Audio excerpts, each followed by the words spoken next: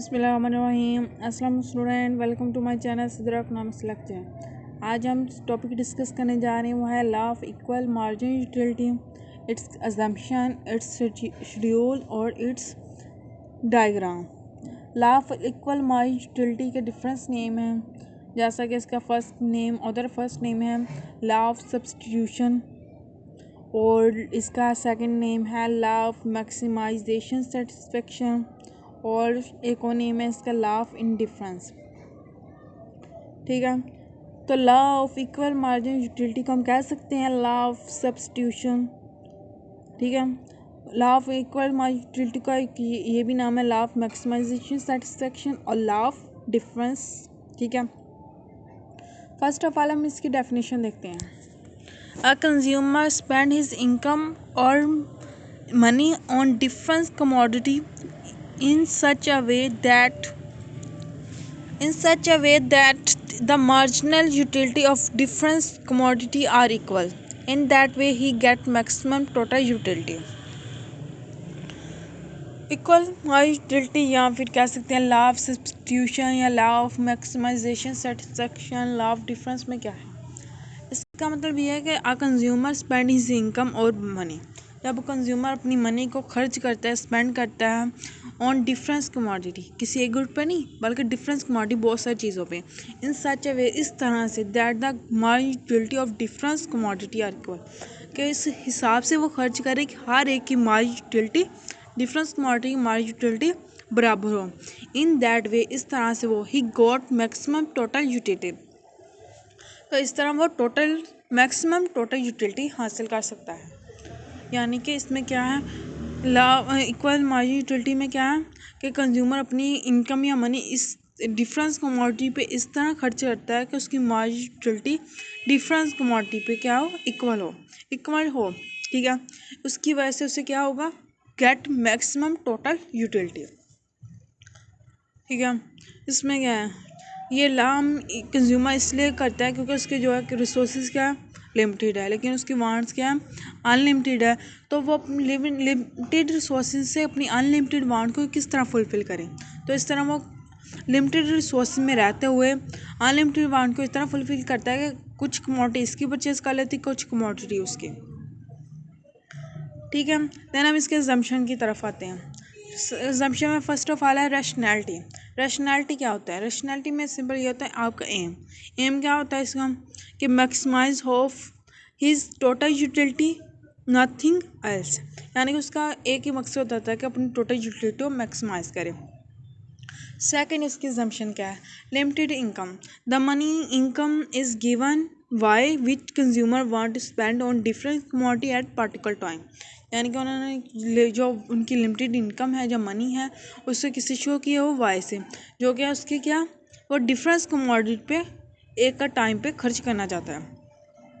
ठीक है, हमारा थर्ड अजम्पशन है application of law of diminishing margin utility.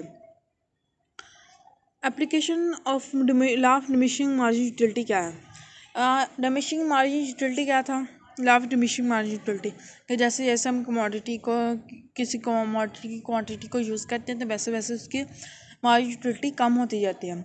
एक ऐसा पॉइंट आता है कि उसकी मार्जिन यूटिलिटी ज़ीरो हो जाती है, उसके बाद भी अगर इस्तेमाल करें तो हम उसकी मार्जिन यूटिलिटी नेगेटिव हो जाती है। तो इसमें इक्वल मार्जिन यूटिलिटी में क्या कह रहे हैं कि जो आपकी जो है मार्जिन यूटिलिटी वो डिमिनिशिंग है कि ऐसे है कि आप जैसे जैसे कमोडिटी को यूज़ करते रहते हैं वैसे वैसे उसकी मार्जिन यूटिलिटी कम होती रहती है। इस तरह कह रहे हैं कि वो उस लॉ को एप्लीकेशन एबल है कि उस वो लॉ अभी इसमें यूज़ हो रहा है।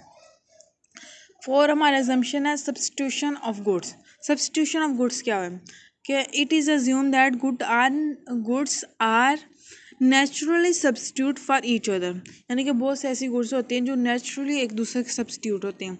The result of substitution will be the MU, यानी कि marginal utility of one commodity will be fall that the other commodity will rise, यानी कि इसकी वजह से जो वन कमोडिटी, किसी एक की कमोडिटी का मार्जिन यूटिलिटी है वो बढ़ जाता है और किसी कमोडिटी का मार्जिन यूटिलिटी कम हो जाता है। हमारा 5 है assumption awareness of market. Awareness of market क्या है कि आपको हर कंज्यूमर है उसे हर एक चीज़ का पता हो कि किसी कमोडिटी की कितनी प्राइस है, किसी कमोडिटी की कितनी प्राइस है, ठीक है, उसे अवेयरनेस हो कि कौन सी कमोडिटी कहाँ पे मिलती है, सारा कुछ पता हो। और my last assumption divisibility।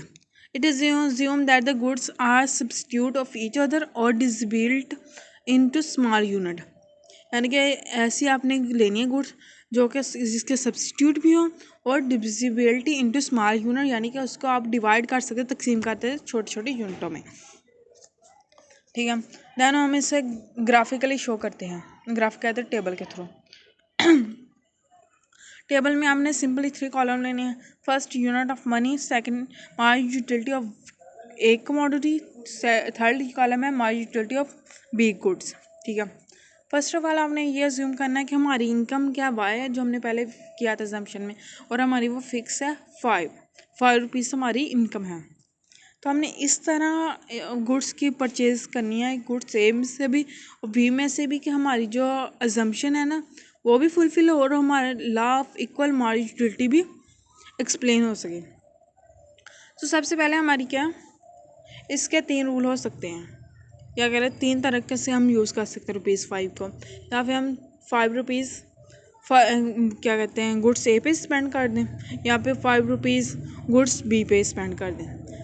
5 rupees goods ए पे स्पेंड क्या करेंगे तो हमारी टोटल यूटिलिटी क्या होगी 30, यानी कि अगर हम 1 रुपीज़ का कोई कमोडिटी लें उस पर हमारी यूटिलिटी हमारी 10 होगी। वही चीज़ अगर दूसरी को यूनिट भी हम अपने मनी को उस पर स्पेंड कर ले तो हमारी यूटिलिटी 8 होगी। तो थर्ड भी यूज़ करें तो 6 होगी, 4 करेंगे 4, 5 करेंगे तो 2, यानी कि टोटल यूटिलिटी कितनी हो जाएगी 30। सेकेंड वे हमारे पास क्या है कि हम अपनी तमाम मनी के यूनिट है जितने भी उसका कमोडिटी बी पे स्पेंड कर दें। तो फर्स्ट मनी का यूनिट इस्तेमाल करने से हमें मार्ज यूटिलिटी 8 हासिल होगी, सेकंड करेंगे तो 6, 4 थर्ड करेंगे तो 4 करेंगे तो 2 और 5 करेंगे तो हमारी मार्ज यूटिलिटी 0 हो जाएगी। तो देन हमारी टोटल यूटिलिटी कितनी होगी 20 होगी, ठीक है। एक भी है कि हम इस पे स्पेंड कर लें, दूसरा वे है कि हम इस पे स्पेंड कर लें, तो हमारी मर्ज़ी है कि जिसमें मर्जी स्पेंड कर। 2 वे हो गए। थर्ड वे क्या है, थर्ड वे क्या है कि हम सम रुपीज़ कमोडिटी ए को परचेज़ करने पे और 100 रुपीज़ कमोडिटी बी को परचेज़ करने पे लगा लें। जैसे कि उन्होंने पहले ही ये 6 को डार्क किया हुआ है कि कमोडिटी ए पे हम 3 रुपीज़ यानी कि 10 ये वाला, और कमोडिटी बी पे हम 2 रुपीज़ स्पेंड करेंगे 8 और 6, जिससे हमारा क्या है टोटल यूटिलिटी मैक्सिमाइज हो सके, जो कि उन्होंने एक रखा हुआ था कि हमारी जम्पशन थी कि हम क्या हमारा एम है कि हम अपनी टोटल यूटिलिटी को मैक्सिमाइज कर सकें। तो इससे हम किस तरह हासिल कर सकते हैं टोटल यूटिलिटी हासिल करने के लिए हम क्या करेंगे, पहले कमोडिटी ए की जो भी गुड्स परचेज़ करेंगे उन सबको प्लस कर लेंगे, 10, 6 ये तमाम को हम प्लस कर लेंगे, ठीक है। 10, 8 to 6 इन तीनों को प्लस किया तो कितना आएगा 24, यानी कि 10 में 8 प्लस किया 18 में 6 को प्लस किया 24, ठीक है। देन हम क्या करेंगे, हमने 2 रुपीज़ किस पे स्पेंड करनी है कमोडिटी पी पे, तो 6 और 8 कितना बनता है 14, ठीक है।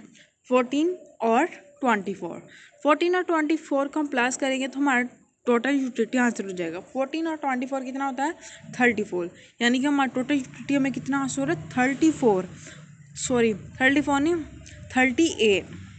दोबारा काउंट करें 24 + 14 क्या होता है 38।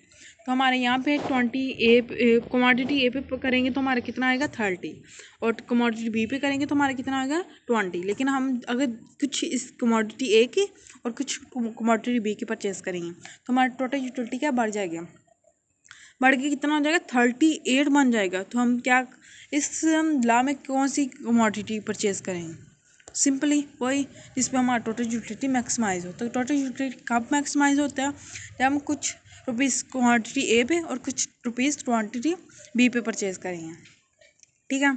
ये हो गया हमारे टेबल के थ्रू कि हम क्या परचेज़ कर रहे हैं, कमोडिटी ए पे 3 रुपीज़ और कमोडिटी बी पे 2 रुपीज़ स्पेंड कर रहे हैं। दैन हम इसे ग्राफिकली एक्सप्लेन करते हैं। ग्राफिक के लिए उन्होंने आप दोनों की जो भी है फर्स्ट जो हमारा ये है इसको उन्होंने कॉलम ए और कॉलम बी के ज़रिए बनाया हुआ है, और जो हमारा सेकंड है ये वाला इसको उन्होंने कॉलम ए और कॉलम 3 पे बनाया हुआ है। फर्स्ट कॉलम क्या है यूनिट मनी के 1 से लेकर 5 तक, और हमारी MU है कमोडिटी ए का 10 से लेकर 2 तक। तो ये देखें 10 से लेकर 2 तक और 5 तक और 10 से लेकर 2 तक। ये सेकंड हमारा क्या है 1 से लेकर 5 तक वही मनी की यूनिट है, और हमारी जो MU है वो क्वांटिटी बी का वो है 8 से लेकर 0 तक।